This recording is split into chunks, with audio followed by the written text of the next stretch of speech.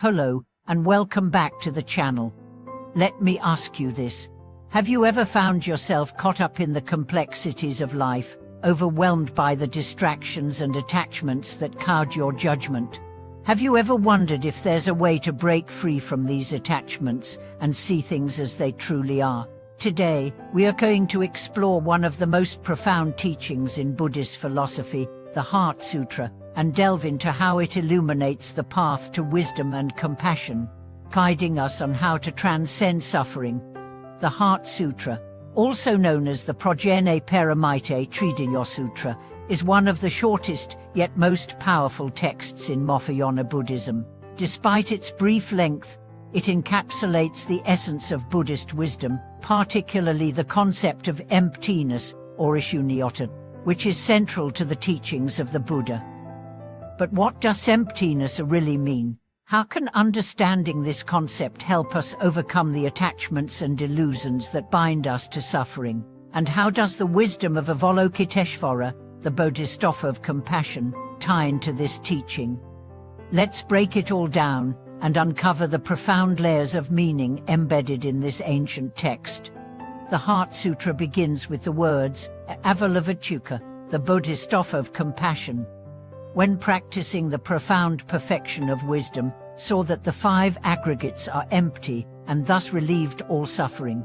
Right from the start, we are introduced to the figure of Avalokiteshvara, a symbol of boundless compassion. It's essential to note that Avalokiteshvara's compassion is not just a passive feeling, but an active force that seeks to relieve the suffering of all beings. This compassion, however, is informed by wisdom, particularly the wisdom that all things are empty of inherent existence. In Buddhism, the concept of emptiness is often misunderstood. It doesn't mean that things don't exist, but rather that they don't have an independent, permanent essence. Everything in the world, our bodies, our minds, and even the things we hold dear, is subject to change, interconnected with everything else, and lacks an inherent, fixed identity. This understanding is liberating because it allows us to see that nothing is permanent, and therefore, nothing can cause us permanent suffering. When we realize that our suffering arises from our attachments to things that are fleeting and impermanent, we can begin to let go of these attachments and move toward liberation. But how does Avalokiteshvara's compassion fit into this teaching of emptiness? To understand this, we need to recognize that true compassion rises from a deep understanding of the nature of suffering and the interconnectedness of all beings. Avalokiteshvara embodies this wisdom by not only feeling for others' pain, but also actively seeking to relieve it. Compassion, when rooted in the understanding of emptiness, becomes a means of alleviating suffering at its core. It is not about offering superficial comforts or simply sympathizing with others. It's about seeing things as they truly are and helping others do the same. The Heart Sutra goes on to explain that form is emptiness and emptiness is form. This teaching is a direct challenge to the way we usually see the world. We tend to view things as solid, unchanging, and separate from each other. But the Buddha's wisdom points us in the opposite direction. All phenomena are interdependent and empty of any independent, permanent existence. This understanding is not meant to diminish the value or reality of the world around us. On the contrary, it deepens our appreciation for life because it shows us that everything is interconnected. The joys, the challenges, the successes, and the failures, all of them are temporary expressions of a dynamic, ever-changing reality. For example, consider the relationship we have with material possessions. Most people value their belongings, believing that these things define who they are or provide lasting happiness.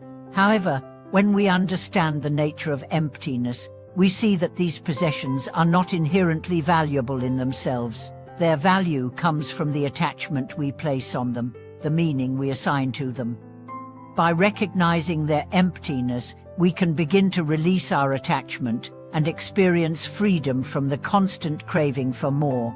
This doesn't mean we should abandon everything and live in isolation. Rather, It invites us to live more mindfully and wisely, recognizing the impermanent nature of all things, and choosing to focus on what truly matters. The Sutra also teaches us that there is no eye, ear, nose, tongue, body, or mind, a meaning that the sense organs and the mind are also empty of inherent existence. Our perceptions of the world are shaped by our senses, but these senses are not fixed or permanent. They, too, are in a constant state of change. When we rely too heavily on our perceptions, we become trapped in the cycle of attachment and suffering. The teachings of the Heart Sutra invite us to go beyond these superficial perceptions and see the deeper truth that lies beneath. Let's take the example of how we perceive emotions. We often think of emotions like anger, fear, and sadness as permanent parts of ourselves. We identify with them, believing that they define who we are. However, when we examine them through the lens of the Heart Sutra's wisdom, we see that emotions are also impermanent. They rise, they pass away, and they don't have a fixed, permanent nature.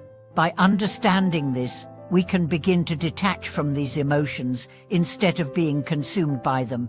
This doesn't mean suppressing our emotions, but rather recognizing their fleeting nature and choosing not to let them control us. The key to this transformation is mindfulness. By practicing mindfulness, we can learn to observe our thoughts, emotions, and sensations without becoming attached to them. We can observe them with equanimity, understanding that they are temporary, and instead focus on cultivating wisdom and compassion. Mindfulness, when combined with the wisdom of emptiness, helps us cultivate a deep sense of peace and freedom. Avalokiteshvara, the Bodhisattva of compassion, serves as a model for how we can apply this wisdom in our own lives. Avalokiteshvara doesn't retreat from suffering, but instead faces it with love and compassion. This compassionate action is born out of the understanding that all beings are interconnected, and that true liberation comes not from selfish desires, but from helping others free themselves from suffering. The Bodhisattva's vow to help all beings attain enlightenment is not just an ideal, but a practical path we can follow. In our daily lives, we may encounter situations where we feel helpless or frustrated by the suffering of others. Whether it's a friend in emotional pain, a colleague facing a difficult challenge, or even a stranger in need, we often wonder how we can help. The answer, according to the Heart Sutra, lies in cultivating both wisdom and compassion. Wisdom allows us to see that suffering is a part of life, and that it arises from our attachments and misconceptions. Compassion urges us to act with kindness and understanding, helping others not by trying to solve their problems for them, but by offering our presence, our love, and our support. As we deepen our understanding of the Heart Sutra, we begin to recognize that our spiritual practice is not about escaping the world or its suffering, but about engaging with it in a way that brings liberation to ourselves and others. We can't change the fact that suffering exists, but we can change the way we relate to it. By practicing mindfulness, wisdom, and compassion, we begin to see the world as it truly is, not as a source of fear and attachment, but as a playground for awakening. As we conclude today's exploration of the Heart Sutra, I invite you to reflect on how you can apply its teachings in your life. How can you practice mindfulness and compassion in your relationships with others? How can you begin to let go of attachments that are causing you suffering? I'd love to hear your thoughts and experiences in the comments below. Please don't forget to like this video, share it with others, and subscribe to the channel for more teachings on Buddhist wisdom and spiritual practice. Thank you for watching, and may your path toward wisdom and compassion be filled with peace and clarity.